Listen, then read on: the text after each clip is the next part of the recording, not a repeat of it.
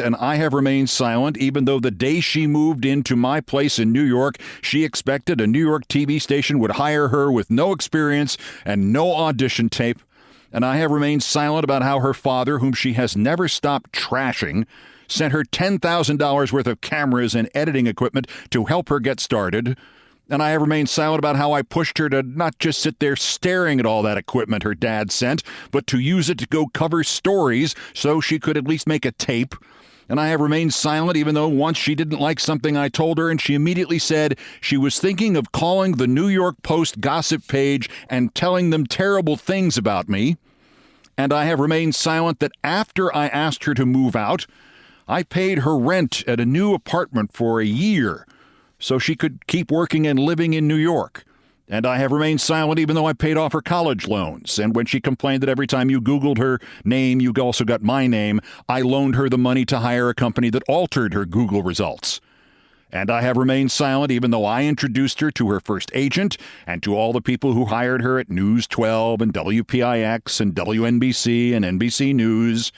And I have remained silent even though when she happened to be assigned to Trump's campaign announcement, and Trump knew who she was because when we lived together, it was in one of these Trump buildings here, and she got to do the last great actual interview with him, and NBC promptly offered her the chance to be its reporter on his campaign. She called me and said, "No, I'm going back to London. I don't like politics. You know that." I was the one who told her she was nuts. And this wasn't politics. It was dark, terrible history in progress. And she sighed and said, "Fine, okay, send me some books about it." And I have remained silent even though she sent me nearly all of her scripts for her NBC News stories, including her Trump campaign coverage in 2016. And I edited nearly every one of them. And several times I had to completely rewrite them for her. And I have remained silent even though when her father announced he was transitioning, the friend she called up in hysterics was me. And I have remained silent even though she twice lied to reporters and editors at the New York Times and the Washington Post, telling them she had asked me on their behalf to do interviews with them about her. And I have remained silent even though she lied to them that I had declined the interviews. And I have remained silent even though 6 days after my emergency appendectomy in 2007, she started punching and slapping me with real intent to do harm because the living room wasn't clean enough in our place. And how exactly do you even try to defend yourself against a woman 125 pounds lighter and a foot shorter than you? So yesterday I'm reading stories about her husband getting a vasectomy, and I'm sitting there waiting to see how she managed to make this one my fault. When Katie's first book came out, she reduced our entire history to a throwaway anecdote defending Kellyanne Conway. The story described me as somebody she had dated briefly in her 20s. After the book came out, and frankly and calmly, I don't know for certain who wrote her first book. I mean, people who can't write suddenly can find their muse. It's possible she wrote it, and her other books too. But after the first book came out that dismissed 3 years of our shared life as dating briefly in her 20s, I told her she had been awful to me, and she replied, "I'm sorry, you're right, I'm a terrible person," and it is the last thing we ever discussed. I told her I would not communicate with her again, and I have not, nor have I spoken about her publicly. But I do keep wondering about that book. I still have a text from her from 9:14 p.m. on December 11th, 2016, after she had signed her contract for her book, which became Unbelievable. An ironic title. It reads, "Do you still want to share your Trump doc with me?" Doc here meaning my trove of documents, my hundreds of pages of Trump notes that I had kept for use in my GQ video series. And I joked back, "Sure, how much?" And she joked back, $10, $20. And I emailed it all to her for free that night with only one request: don't leave me out of your acknowledgments in the book. And guess what? She left me out of the acknowledgments in the book, too. More than a month later, at 2:35 p.m. on Sunday, January 22nd, I had just returned home from Los Angeles and doing Bill Maher's show, and Katy Tur texted me about why they had never invited her on. And then she switched topics to ask, quote, "Want to write this book?" I had taken a nap, so it was not until 5:32 that I replied, "What? Well, you're not serious. How would that work?" That's when she phoned. She was about to give the advance money back to the publisher, she said. I can't write a book. I'm like 50,000 words short, and it's terrible. I'll give you half the money. I'll give you more than half the money. I pointed out to her that I had written or rewritten dozens of her stories for NBC News and MSNBC, and it was not a question of money. It was a question of what we could get away with. No viewer, and maybe only one executive in a million, would ever notice that one sentence or one paragraph of script in her 2-minute report was actually written by me. First of all, she was the one saying it. Each time I wrote or rewrote in her name for NBC, it was a fireable offense for her, but one that nobody would ever think to look for, even though there is necessarily an email trail 10 miles long. But writing a book for her about Trump?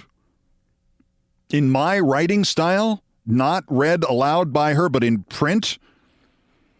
I have a pretty distinct writing style, which I don't think I could ever sufficiently hide for more than about 17 words at a stretch. Somebody would notice. Her publisher might cancel it or even sue, or if it got published, NBC might notice it and fire her. It was not just a bad idea for her and very dubious ethically, but it stood an excellent chance of destroying her career and damaging mine, maybe. She said, okay, you're right. And she told me she was going to talk it over with her boyfriend, Tony, from CBS that night, and her thought was to give back the advance and cancel the book. And I said, ghostwriter, maybe? And she said, like who? And I said, I had no idea. I tried to joke her out of these grim prospects by reminding her that at least for the several $1,000s worth of research I gave her, I had cut the price to no dollars and no cents.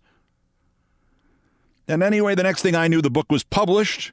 There isn't a paragraph of it that reads like the rest of her writing, and I get reduced in it from the guy she lived with for 3 years who started her career to somebody she dated briefly in her 20s and the dark half of an anecdote defending Kellyanne freaking con job. I will say, I think the things I glossed over before about the New York Times and Washington Post were genuinely deplorable. The thing about the Post first. A Washington Post reporter I'd known for more than a decade named Paul Farhi called me up and asked me to do an interview with him about Katie, and I had my doubts. As I said to Paul, this is at least a little sexist. When I broke through at MSNBC in 1998, nobody called up one of my ex-girlfriends, even the ones in the business, to ask one of them about me. This was an unfair gradient for her or any woman that the first thing a reporter or just somebody Googling her brought up or found was her boyfriend or ex-boyfriend, especially me. It is utter misogyny, in fact. On the other hand, there could be a calculation in which it is useful to Katie if I do the interview and amplify the publicity. It is also one of the things I had warned her about literally the day we started dating. And in fact, I reminded her of it the night of the first real date at an Al Gore book event at the Museum of Natural History in New York in the Whale Room.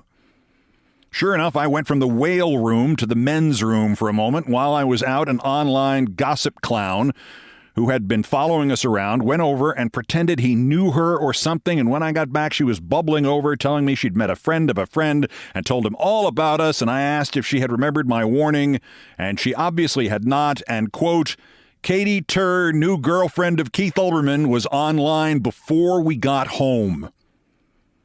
So when she found there was a way to scrub your Google searches so every time somebody plugged in her name, they would not also get Keith Olbermann's girlfriend or Keith Olbermann's ex-girlfriend, as I said, I helped her pay to use that service.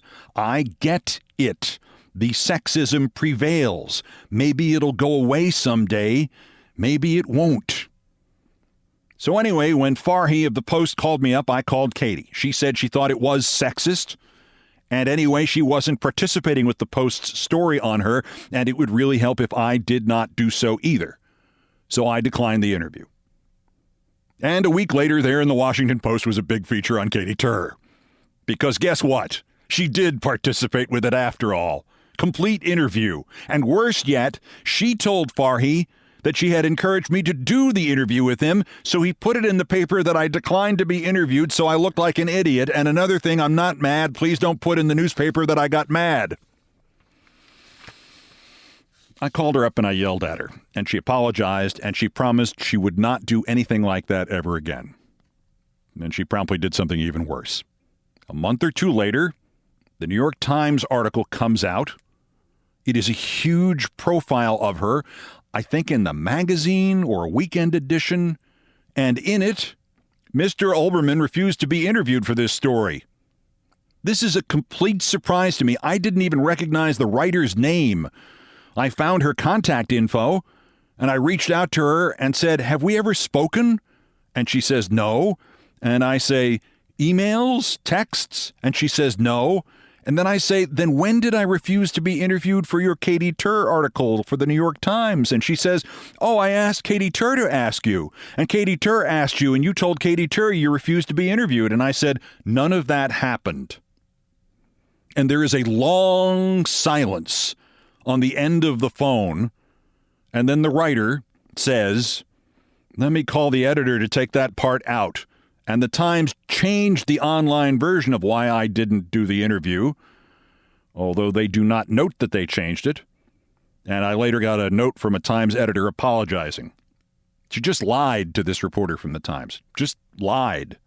"Oh, I'll call him and ask. Oh, he told me he doesn't want to talk to you about me." Just lied, and I just sat there, and I know, very unlike me, I have to say. I was actually too angry to do anything. Anyway, as I mentioned, Katy Tur published another book this year, and a lot of the publicity was about how I haunted her, and she had to go to great lengths to separate her career from mine, even as she keeps mentioning me, and even though she asked me in dead seriousness to write the first book for her. The book, the second one, is mostly about all the impediments and roadblocks she has faced while, forging her career. But I will add this last point and then drop the subject, I hope, forever. For 43 years full-time, I have done this. And counting college, it's, God help me, 47 years. And throughout that stretch, I have tried to acknowledge anybody and everybody who helped me in my career. Even the ones I don't like. Even people who are totally, utterly politically opposed to me. I still think fondly of Stuart Varney from Fox News because he taught me, when I was right up against it one night, how to use a teleprompter. I'll always cherish the memory of working with Stuart Varney. He was such a help to me. Politically, we could have a duel. But of course, as I said, the dynamic is different. I'm a guy.